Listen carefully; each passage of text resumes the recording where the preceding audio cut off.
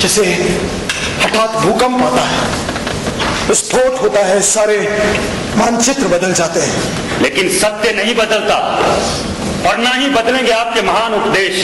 जीवन नदी की तरह है, निरंजना की तरह चिर प्रवाहमान। उसे पार करने होते हैं कई पर्वतों के प्राचीर, कई समतल भूमि के आलिंगन। लेकिन पीपल की घनी छाया और निस्तब्धता से आपने जिस सत्य की खोज की थी, वो सत्य अखंड अनिवार्य अग्नि की तरह हमेशा चलता रहे। मनुष्य की चेतना में, मनुष्य के कर्म में, मनुष्य के दैनंदिन जीवन के क्रियाकलापों में। किंतु उस पीपल के सम्मुख बहती नदी का नाम निरंजना है। प्रभु, क्या निरंजना केवल एक नदी है? ठीक यही प्रश्न मेरा भी है आनंद। केवल एक नदी है या चेतना का कुआं? प्रभु, सभी संग आपके दर्शन के प्रार्थी है। तुम्हारे निरंजना के दर्शन का प्रार्थी हो। अब वैशाली से यह स्थिर है। क्या आप अस्वस्थ हैं? मैं समझ नहीं पा रहा, मन में ये प्रचंड बवंडर क्यों उठ रहा। मैं कुछ कहना चाहता हूं पर कह नहीं पा रहा।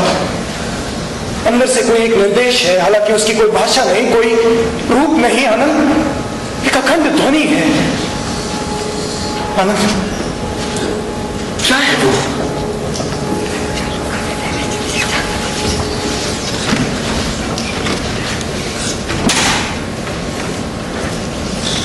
प्रभु, मेरी एक प्रार्थना। हाँ कहो।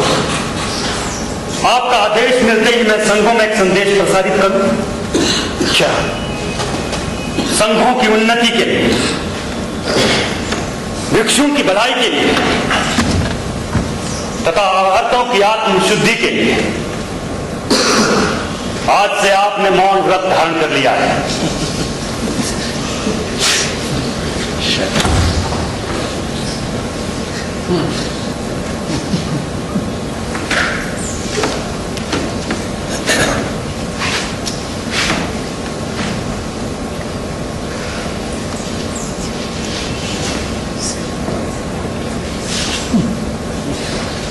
आनंद, प्रभु, थोड़ी ही दूर पर निरंजना है। एक दिन अपनी राज पोशाक, ऐश्वर्य और क्षमता त्याग कर सत्य की खोज में निकला था। निरंजना पार करके वो सत्य आज प्रकाश की तरह उज्जवल है प्रभु। और उसी सत्य की स्थापना के लिए मैंने संघ बनाए थे।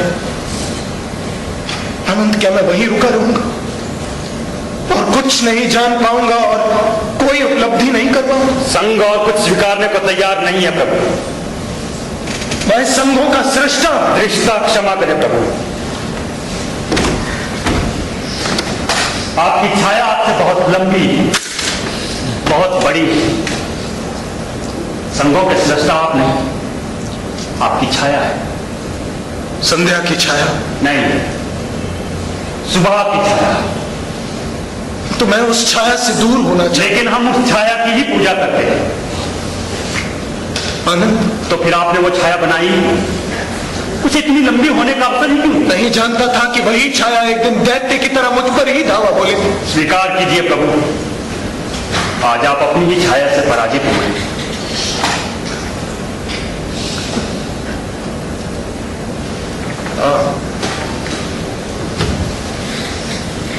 पराजित हुआ और कुछ नहीं कहना,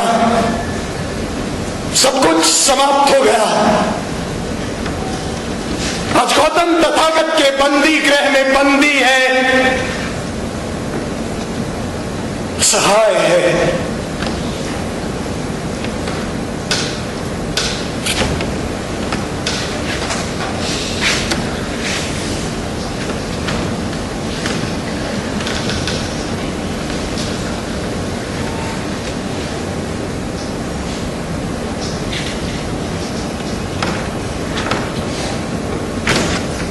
संघ और धर्म के कल्याण के लिए, सोए हुए मानव को जगाने के लिए तथा अहर्तों की आत्म शुद्धि के लिए आज से प्रभु गौतम ने मौन व्रत धारण कर लिया है।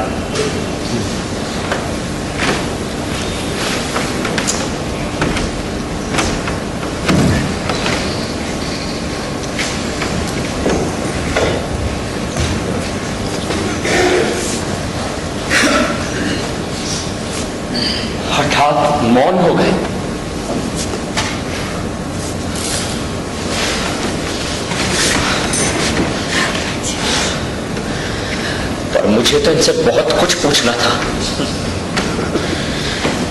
फिर क्यों दौड़ा चलाया मैं इतनी दूर? नील, तुम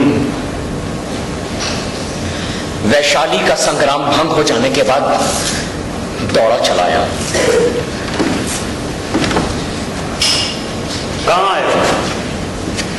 किसके पास?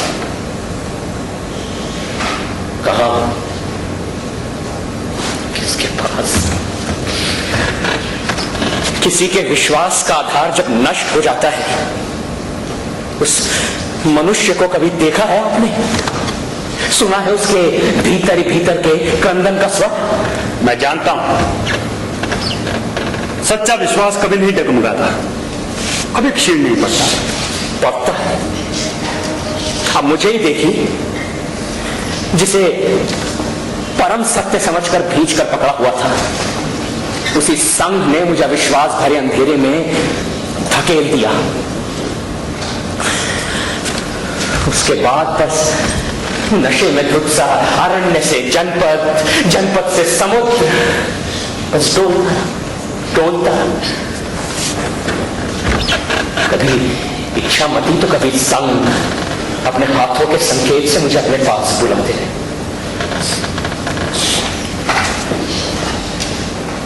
प्रभु ने हमारे लिए मौन व्रत धारण कर लिया है। हमारे लिए?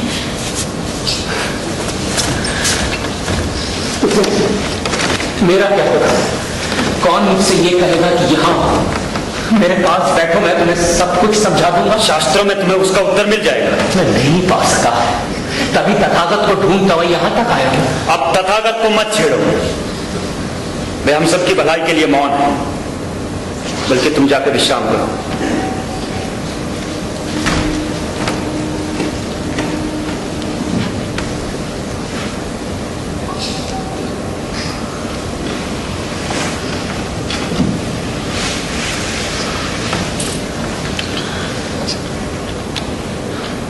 नील लोहित, जाओ विश्राम करो।